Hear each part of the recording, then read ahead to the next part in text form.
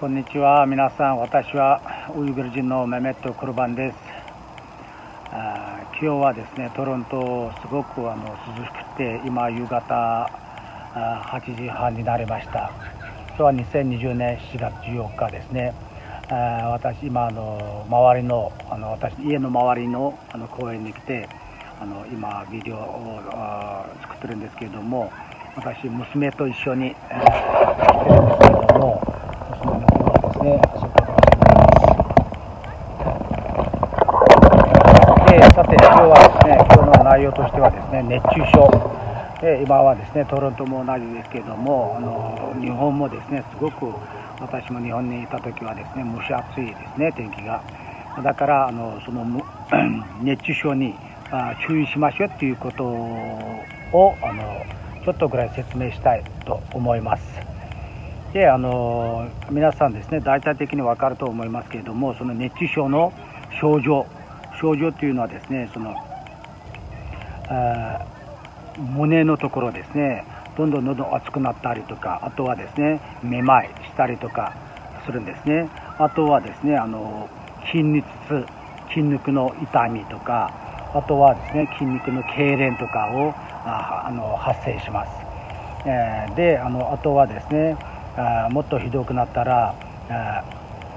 吐き気があります。あとは頭痛になります。あとはですね汗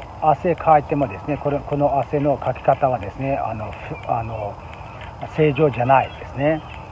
であとはですねその体温がどんどん上がって、その皮膚にもその症状が現れます。あとはもっとひどくなったらですね周りの反応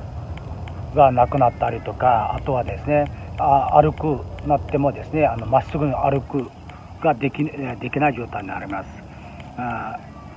とはですねもっとひどくなったら自分でもですねその水とかもですね飲むことができない状態になります。だからこれはですね、私も自分でもですね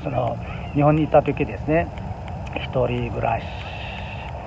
でいた時は私も経験したことがあるんですけれども、熱中症でですね、である日ですね突然ですね頭が痛くてですねその時はですね一人暮らしだから私誰もいないですね、家の中に。だからすごくだるくて体が、その時ですね私水道のところまでもですね行くことができなかったんですよ。だからすぐ友達に電話したらですね、友達がですねすぐ来たんですけれども、その時ですねすごくびっくりしましたね。だからこの熱中症はですねすごいなと思って、だから皆さんもですねその熱中症にしたらですねその予防ですね、この医学的はですね医者たちもみんなそう言うんですけれども、予防が一番大事ですね。その予防についてですね専門家がですねアドバイスしたのはですね定期的に水飲むことが一番大事ですね。喉がですね渇かなくてもですね、そういうふうに定期的に水飲んだ方がいいですよということですね。一番大事なのはですね、特に推薦しているのはですねスポーツドリンクはですね中身はですねその塩分とかですね糖分とかもありますから、これはすごく体にいいですよっていう推薦しています。あとはですね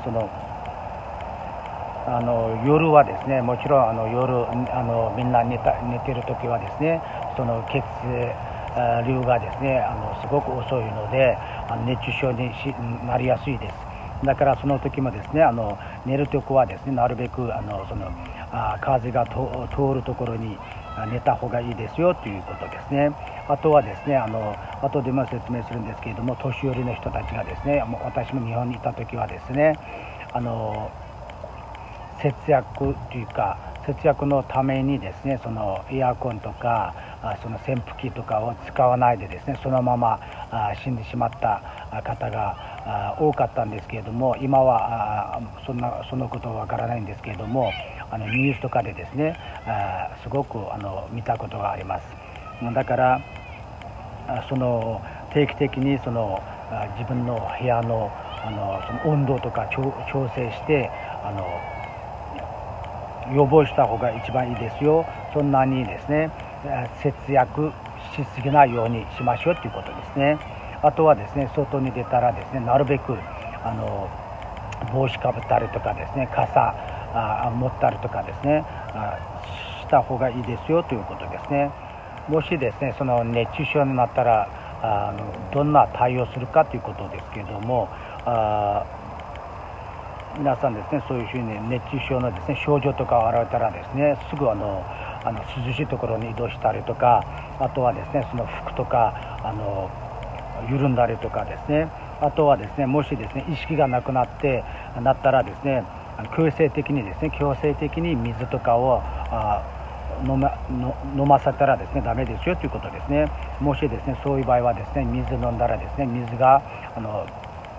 気道に入っちゃってもっとひどくなりますよということです。であとはですね特にですねこの熱中症になりやすい子どもたちと年上の人たち、その子どもたちはですねすごく行動が多いから遊んだりした時はですね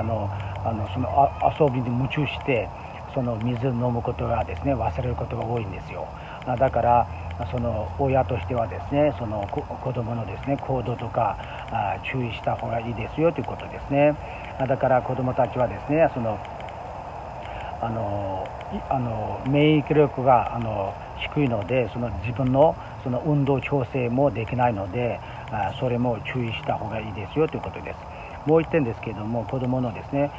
背が低い、あるいはそのベイビーですね、赤ちゃんはです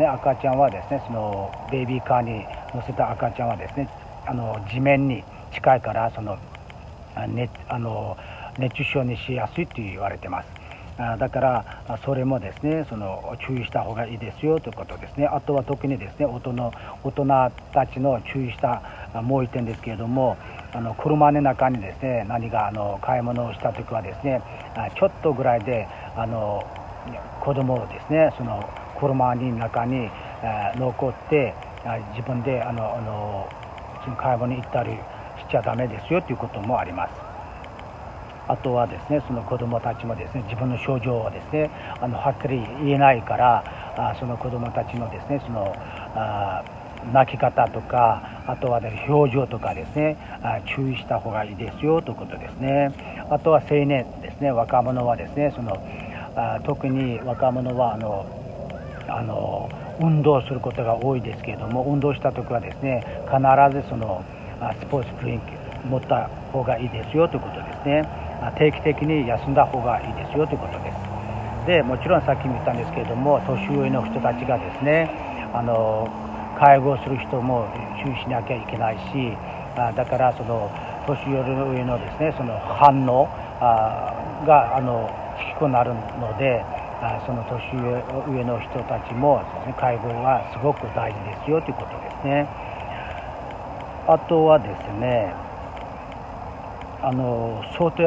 でですね外でその作業する人たちもすごく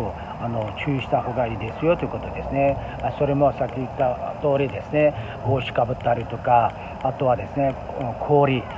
使ったりとかですね、なるべくですね一人でですねその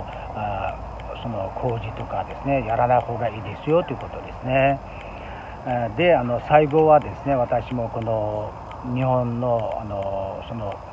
いろいろGoogle してですね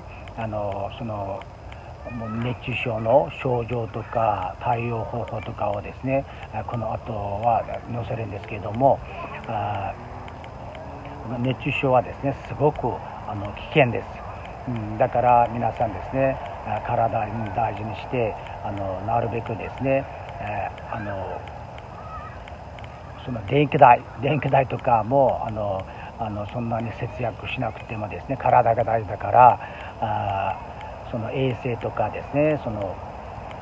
扇風機とかはですねなるべく使ってその熱中症を予防しましょうということです。今日はですねここまで、するんですけれども、あとはですね